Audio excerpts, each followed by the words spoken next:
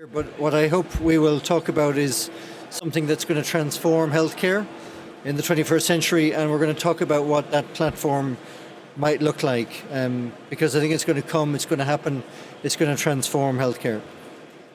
Okay, so first of all, I'm going to just talk about make the case for change, that we do need a new way of doing things, and we do need a good open approach to it. And I'm going to talk about 5 features of an ideal platform, and I'm going to give you a bit of who's who in the industry and who I think is leading the way on this. And this is based on a blog article that I did some months ago on the subject, because the issues of platforms were becoming increasingly spoken about, so I decided to put pen to paper. Just a bit about my background. I'm an emergency physician, so at the kind of coalface of the health service, if you like, is where I started, and that's where the drive for improvement came from for me. Very early on, I understood that I was an information kind of person, trying to gather information from all sorts of places, analyze information, analyze the books, try to decide what the best thing to do is. It's a huge information challenge. Most clinical colleagues don't necessarily see it like that. They don't understand healthcare in those terms. But if you look across any healthcare landscape, you see those patterns.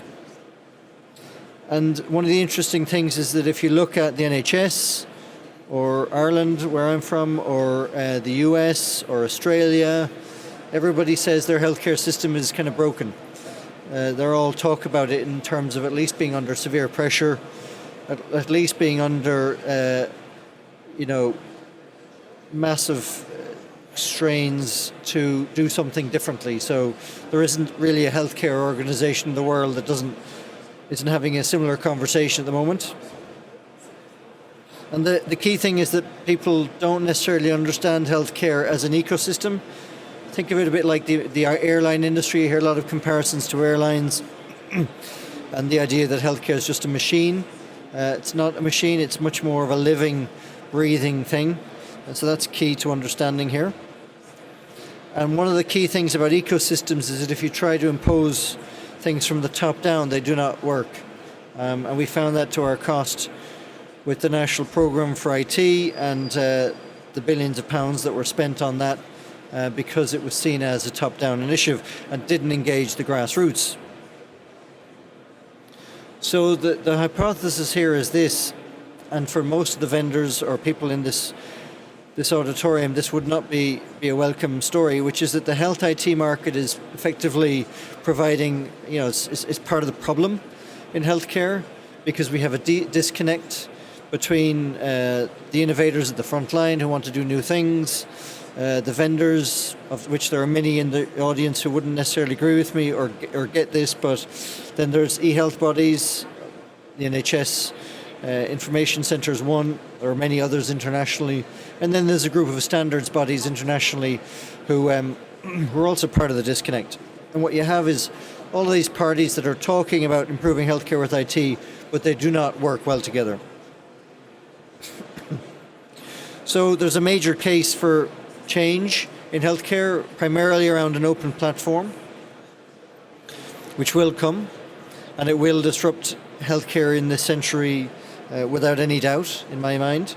The reason that we're not, there isn't a big group around us today is that because healthcare is a very conservative organization, and it's very slow to change, and the public sector is slow to change. So what you have is people who haven't understood the problem space yet. They haven't understood the way forward yet. And you only really need to look at the rest of industry to know that actually the rest of industry, be it music or TV or publishing or whatever, is being massively transformed and completely disrupted by platforms, Facebook or whatever, and they just haven't hit healthcare yet, but they will. So what will that look like? It will need to do a couple of key things. It'll need to engage grassroots clinicians. It'll need to support the core processes of healthcare at the front line. It'll need to provide a modular approach for building systems. That means it's easy to plug and play things together. And if you think about the Lego brick, that's probably the best analogy, that what we don't have at the moment is enough of the Lego brick thinking. Everybody's trying to define their own Lego bricks, their own specification, their own style of building, and everybody's redoing it here. But what they're not doing is reusing a common approach or common components. But there is a way forward. Okay, so excuse me. We're going to talk now about having made the case to say that change is inevitable and will happen in this century. The issue is, what are the key features of that platform going to look like? And I'm going to make the case that there are 5 key features, and then I'm going to talk about how the vendors of the world out there stack up against those 5. So, first is around usability. Whatever the platform is, it's got to be highly usable. It's got to be very easy to use at the front line. If it's not easy to use, it will not take off. Secondly, it's going to talk about integration. We're going to talk about the fact that it's a clinical kernel that needs to underpin this, which again is something that most people do not understand. It's going to need to have a code base around it that is easy to use, and then has a community that can reuse it. And it's going to need to have a degree of governance. More than anything, it's going to need leadership from a number of small vendors, I think, that will make this happen. Okay, so the first one is around UI and usability. On the left, you've got a picture from Vista, which is one of the big systems that is out there in the e-health world. It's a Delphi-based TIC client application. And you'll see a lot of TIC clients in healthcare applications at the moment. There's a move towards the web, there's a move towards mobile, but there are very few examples of good, highly usable systems that are out there at the front line. And so they are absolutely holding the industry back. There's an interesting approach from the US. Has anybody heard of meaningful use? Yeah, so meaningful use is from the US e-health scene, where Obama, or was it Bush, one of them or both of them, decided to inject $20 billion into the health IT market in the US maybe 5 or 6 years ago. They said you'd get money as a physician. As a physician, you'd get up to $44,000 if you can use an EHR to work with your patients. So obviously, big market around that. Number, obviously, of the big names here got involved in that, and that drove quite a lot of activity in the market. But what has happened actually since that's begun to try to embed is that quite a lot of physicians have had to begin to claim for what's called a hardship exception. This is physicians lodging a bid to say that they would like to use their EHR, but they're not able to use their EHR, mostly because they're not usable enough.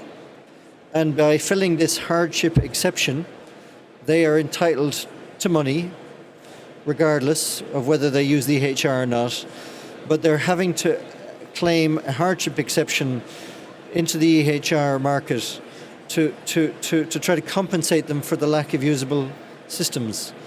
Can you think of any other industry that would tolerate payments to providers to compensate them for the lack of usable applications at their door?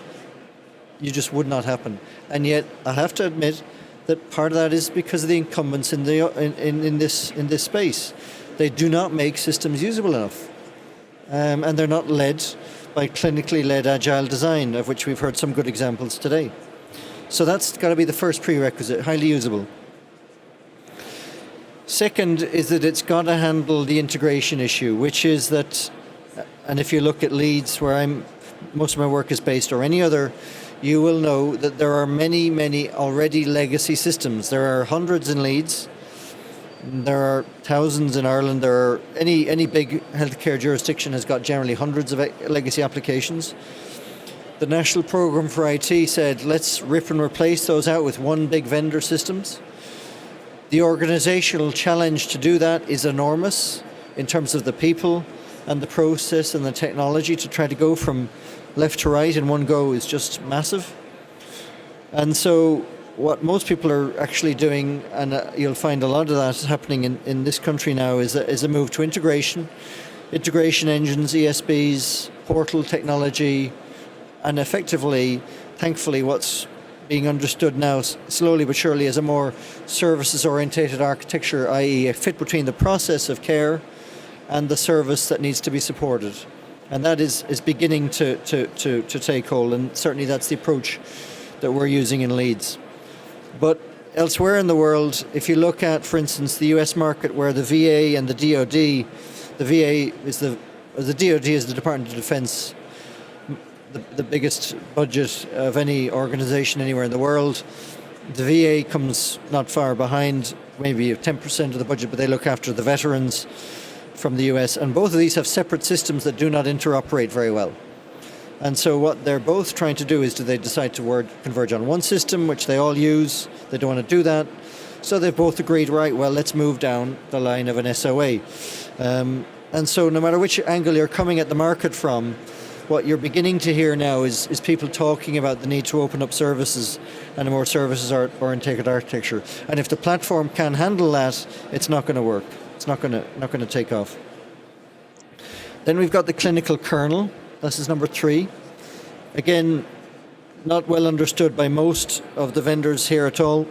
The idea that we should be able to agree as clinicians on reusable clinical content that we do once well in the NHS or anywhere, and we can share with our colleagues.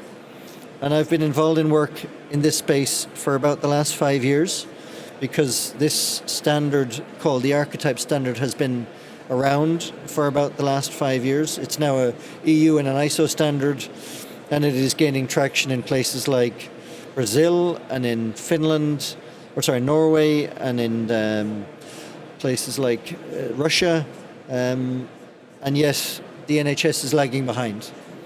And the US is completely not cited on this.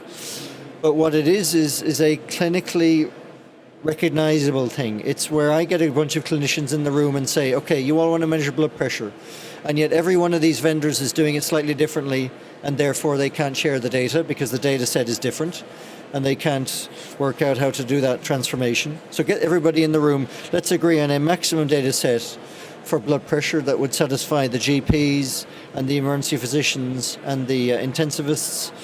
Put it all into one data set. That becomes the archetype. You can link that to a terminology if you want, and that then becomes the Lego brick that is clinically recognizable and yet computable at the same time. And those examples would be pulse or blood pressure. We've done some work on this in Leeds already around a data set, and end of life or key contacts. And this clinical kernel, to my money, has to be at the core of this platform that will transform. And then if you understand that that's the core element of the platform, then there's 3 more levels to talk about. One is that the platform needs to support a single patient care and the process around a single patient's care across primary, secondary, community care, and so on. It also needs to support a group of patients, a cohort of patients, be they on a ward or in a clinic or on a waiting list or whatever. And then it needs to be able to handle aggregate data from thousands of records. And for a long time, we have had in healthcare good systems that do crunching of the numbers at the top level very well, but the data that they crunch is based on paper. And equally, we've had very poor systems at the front line, particularly in the hospital sector, that are not connected. So the connections between these 3 layers in an average hospital is terrible. And there's generally not a good seamless link between the 3. And you have hundreds of systems that try to do support these processes, but they do not do it at all well and at all seamlessly. For those of you just to help you understand what I'm talking about here, again, I'm going to just show you 3 slides on what those 3 levels might be. So this is based on slides from our PPM Plus platform. This is the single patient view, which pulls data from multiple systems into one record, structures around a number of headings, and then displays them in a fairly easy to use format. That's the single patient view. Then we have our second tier, which is the multi-patient view, where you have a cohort of patients. be it on a ward as we're currently using it, and then being able to drill down into the record. And then on top, we have our reporting view, which is currently disconnected from our middle tier. We need to do work on that. But what it does do is it crunches the numbers based on the aggregate database we have. So those are the three levels that the stack needs to support. And every vendor here will be offering flavors of these three tiers.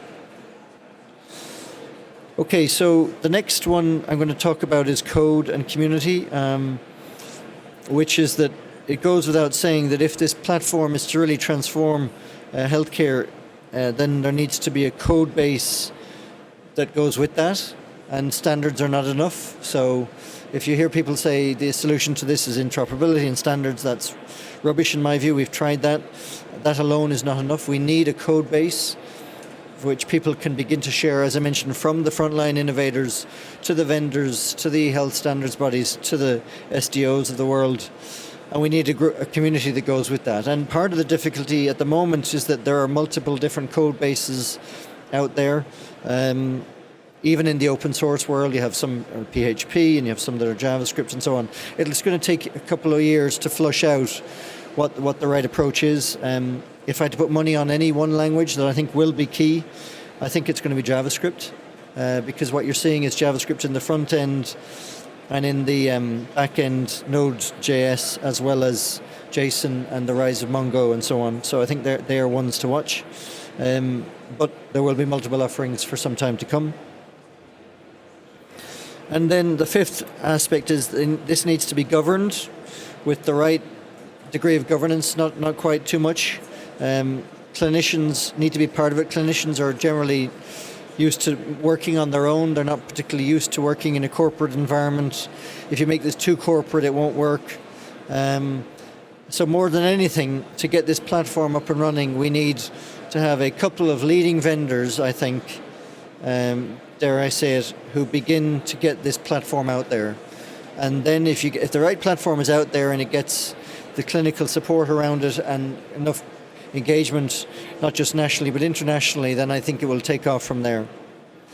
But more than anything, this requires leadership, and I'm going to talk to you about who some of the leaders are.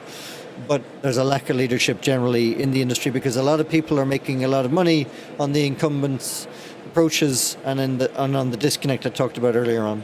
So it requires some of people to stand forward, which is exactly why I'm here. Okay, so I'm going to now talk about, having talked about the 5 key elements of the open platform, I'm going to ask about, who's who. Is there anybody with a score of 5 out of 5? Anybody who's got the answer at the moment? And I'm going to look as broadly as I can to see who the leaders are. And I'm going to mention in passing some of the UK-based approaches, as well as some of those from the US, because to be fair, most of the thought leadership in this space is happening now, thankfully, between the NHS and some of our colleagues in the US, but also there's some very good stuff happening in Scandinavia and Northern Europe, which I'll also touch on. But there are several camps here to talk about. So the first one is Ocera. How many of you here know about Ocera? Show of hands of who knows? Okay, just a small number. Okay, so Ocera is, as it's defined, the Open Source Electronic Health Record Alliance. Okay, which, when you think about it, sounds an ideal fit for what I've just spoken about.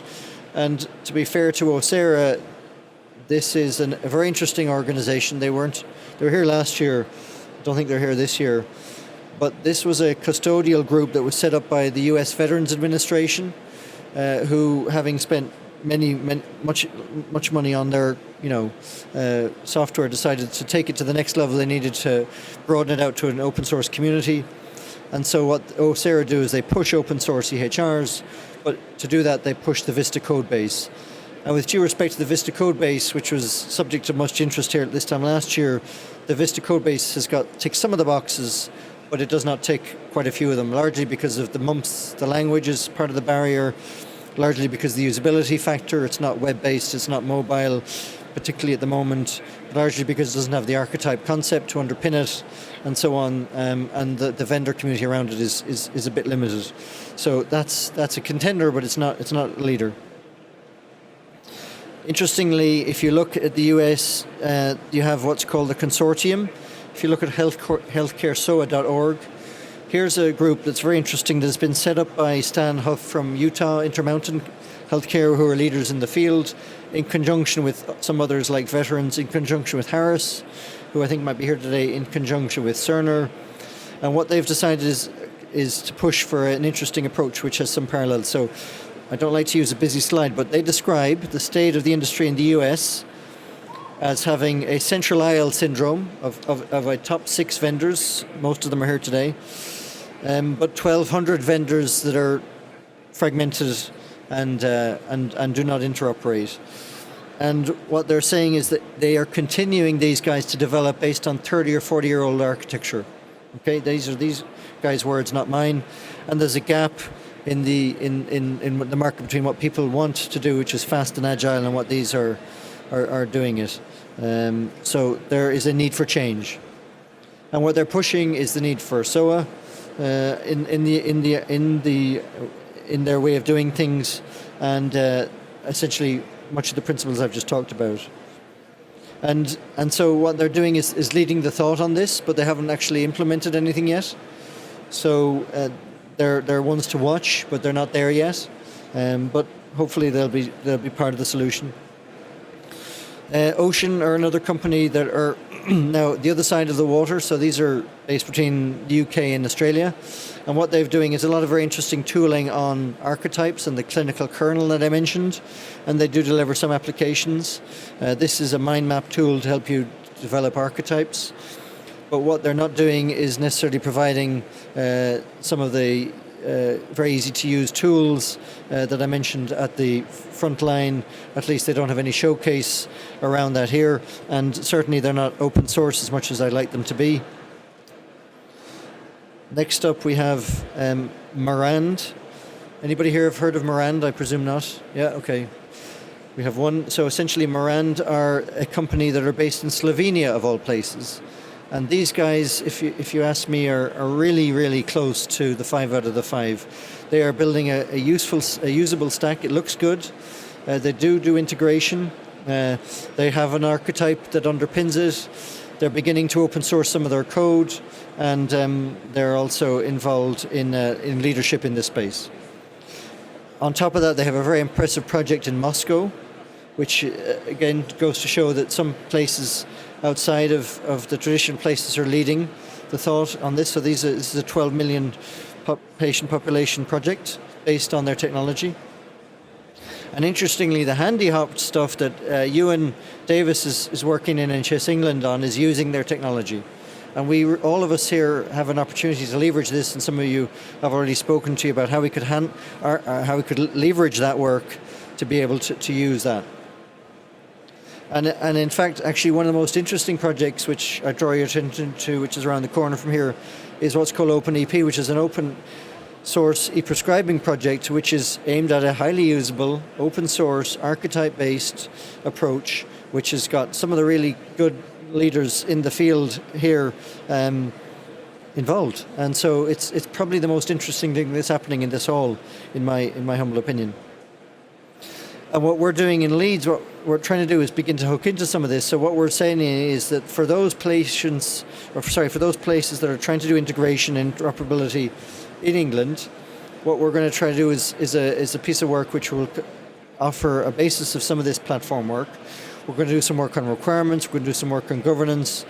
We're going to do some work on citizen engagement. And I've already had help from Answer Consulting here today on what an open source viewer might look like that's related to our work in Leeds, hooking into some of the open APIs, stuff that Handy Hopped are involved in doing, as well as the underpinning architecture. And Mike from XML Solutions, who's also represented here today, is also cited and involved in that work and helping us lead the way.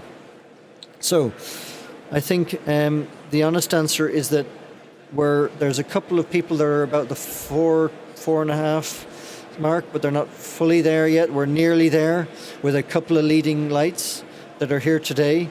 that most of you won't have heard of and will have got small presence here today, but they are pointing the way forward for this open platform that will transform healthcare.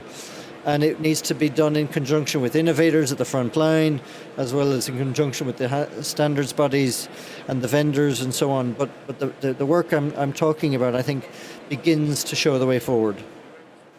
And I'm going to begin to close there to say that healthcare needs to change. We absolutely need an open platform to be able to support that. I've talked about the 5 ideal features, and I talked about who I think is leading the way forward. And I think that is it. Thank you very much.